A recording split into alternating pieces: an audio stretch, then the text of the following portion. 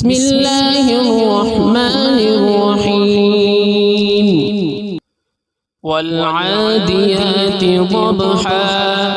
فالموريات قدحا فالمغيرات صبحا فأثرن به نقعا فوسطن به جمعا إن الإنسان لربه لكنود